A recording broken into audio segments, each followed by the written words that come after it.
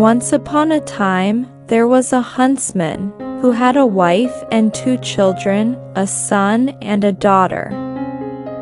And all lived together in a wood where no one ever came, and so they knew nothing about the world. The father alone sometimes went to the city and brought back the news. The king's son once went hunting and lost himself in that wood, and while he was seeking his way, it became night. He was weary and hungry. Imagine how he felt. But all at once, he saw a light shining at a distance. He followed it and reached the huntsman's house and asked for lodging and something to eat. The huntsman recognized him at once and said, "Highness, we have already supped on our best. But if we can find anything for you, you must be satisfied with it. What can we do? We are so far from the towns that we cannot procure what we need every day." Meanwhile, he had a capon cooked for him. The prince did not wish to eat it alone, but called all the huntsman's family and gave the head of the capon to the father, the back to the mother, the legs to the son, and the wings to the daughter, and ate the rest himself. In the house, there were only 2 beds in the same room. In one, the husband and wife slept, in the other, the brother and sister. The old people went and slept in the stable, giving up their bed to the prince. When the girl saw that the prince was asleep, she said to her brother, "I will wager that you do not know why the prince divided the capon among us in the manner he did. Do you know? Tell me why." "He gave the head to Papa, because he is the head of the family, the back to Mama, because she has on her shoulders all the affairs of the house, the legs to you, because you must be quick in performing the errands which are given you, and the wings to me, to fly away and catch a husband."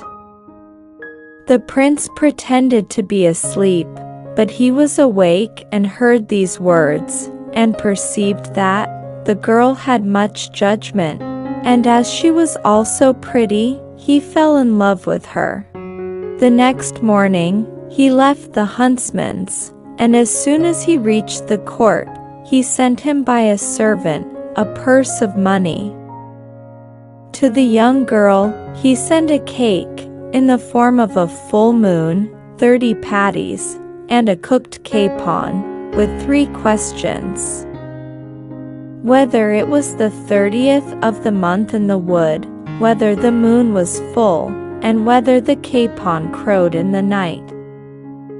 The servant, although a trusty one, was overcome by his gluttony, and ate 15 of the patties, and a good slice of the cake, and the capon. The young girl, who had understood it all, sent back word to the prince that the moon was not full, but on the wane, that it was only the 15th of the month, and that the capon had gone to the mill, and that she asked him to spare the pheasant, for the sake of the partridge. The prince too understood the metaphor, and having summoned the servant, he cried, "Rogue, you have eaten the capon, 15 patties, and a good slice of the cake. Thank that girl, who has interceded for you. If she had not, I would have hung you." A few months after this, the huntsman found a gold mortar, and wished to present it to the prince. But his daughter said, "You will be laughed at for this present. You will see that the prince will say to you, 'The mortar is fine and good, but peasant, where is the pestle?'" The father did not listen to his daughter, But when he carried the mortar to the prince, he was greeted as his daughter had foretold. "My daughter told me so," said the huntsman. "Ah! If I had only listened to her." The prince heard these words, and said to him, "Your daughter, who pretends to be so wise, must make me 100 ells of cloth, out of 4 ounces of flax. If she does not, I will hang you and her." The poor father returned home weeping, and sure that he and his daughter must die, for who could make 100 ells of cloth with 4 ounces of flax? His daughter came out to meet him, and when she learned why he was weeping, said, "Is that all you are weeping for? Quick, get me the flax and I will manage it." She made 4 small cords of the flax, and said to her father, "Take these cords and tell him that, when he makes me a loom out of these cords, I will weave the 100 ells of cloth." When the prince heard this answer, he did not know what to say, and thought no more about condemning the father or the daughter. The next day, he went to the wood to visit the girl. Her mother was dead, and her father was out in the fields digging. The prince knocked, but no one opened. He knocked louder, but the same thing. The young girl was deaf to him.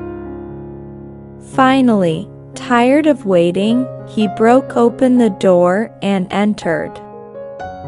"Rude girl, who taught you not to open to one of my rank? Where are your father and mother? Who knew it was you? My father is where he should be, and my mother is weeping for her sins. You must leave, for I have something else to do than listen to you." The prince went away in anger, and complained to the father of his daughter's rude manners, but the father excused her. The prince, at last seeing how wise and cunning she was, married her. The wedding was celebrated with great splendor, but an event happened which came near plunging the princess into misfortune. Sunday, 2 peasants were passing a church. One of them had a handcart, and the other was leading a she-ass ready to foal. The bell rang for mass, and they both entered the church, one leaving his cart outside, and the other tying the ass to the cart.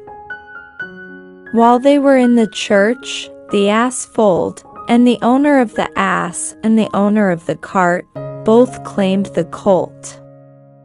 They appealed to the prince, and he decided that the colt belonged to the owner of the cart, because, he said, it was more likely that the owner of the ass would tie her to the cart in order to lay a false claim to the colt, than that the owner of the cart would tie it to the ass. The owner of the ass had right on his side, and all the people were in his favor, but the prince had pronounced sentence, and there was nothing to say. The poor man then applied to the princess, who advised him to cast a net in the square when the prince passed.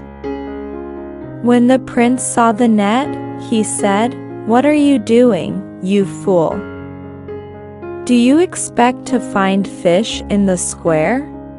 The peasant, who had been advised by the princess, answered, "It is easier for me to find fish in the square than for a cart to have foals." The prince revoked the sentence, but when he returned to the palace, knowing that the princess had suggested the answer to the peasant, he said to her, "Prepare to return to your own home within an hour. Take with you what you like best, and depart." She was not at all saddened by the prospect, but ate a better dinner than usual, and made the prince drink a bottle of wine, in which she had put a sleeping potion, and when he was as sound asleep as a log, she had him put in a carriage, and took him with her to her house in the wood. It was in January, and she had the roof of the house uncovered, and it snowed on the prince, who awoke and called his servants. "What do you wish?" said the princess. "I command here. Did you not tell me to take from your house the thing I liked best? I have taken you, and now you are mine." The prince laughed, and they made peace. "Thank you,"